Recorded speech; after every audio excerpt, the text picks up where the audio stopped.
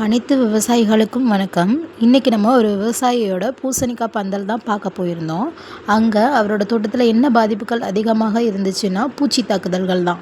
என்ன பூச்சியெல்லாம் பாதிப்புப்படுத்தி இருந்துச்சு அப்படின்னு பார்த்தோன்னா, பூசணியில் வரக்கூடிய பூசணி வண்டு தாக்குதல்களும் மற்றும் ஹாடா பீட்டில்னு சொல்லக்கூடிய புள்ளி வண்டும் அதிகமாக இருந்துச்சு. அது மட்டும் இல்லாமல் டீஃபோலியேட்டர் வகைகளை சேர்ந்த பம்கின் கேட்டர்பில்லர்னு சொல்லக்கூடிய டைஃபானியா இண்டிகான்னு சொல்லக்கூடிய அந்த புழு ரகங்களும் அதிகமாகவே பாதிப்பை ஏற்படுத்தி இருந்துச்சு. எந்த வகையில் பாதிப்பு வந்திருந்தது அப்படின்னு பார்த்தோன்னா, இலைகளில் அதிகமாக ஓட்டையாக அங்கங்கே கடிச்சிருந்து இர்ரெகுலர் ஷேப்பில் தான் இந்த மாதிரி பாதிப்பை அதிகமாகவே ஏற்படுத்தி இருந்துச்சு.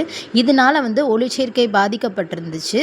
அதனால் பூவும் வராமல் அந்த தாவரமே வளர முடியாமல் அப்படியே க்ரோத் ஸ்டண்ட் ஆகி நின்றுருந்துச்சு. இதுக்கு நம்ம என்ன தீர்வாக கொடுத்துருந்தோன்னா, பூச்சி மேலாண்மைக்காக இன்ஃபினிட்டியும் சத்தூட்டத்தை கொடுக்கறதுக்காக நுண்ணூட்ட சத்துங்களையும் கொடுக்கறதுக்காக ஃபெர்டிலிட்டியும் தான் நம்ம கொடுத்துருந்தோம்.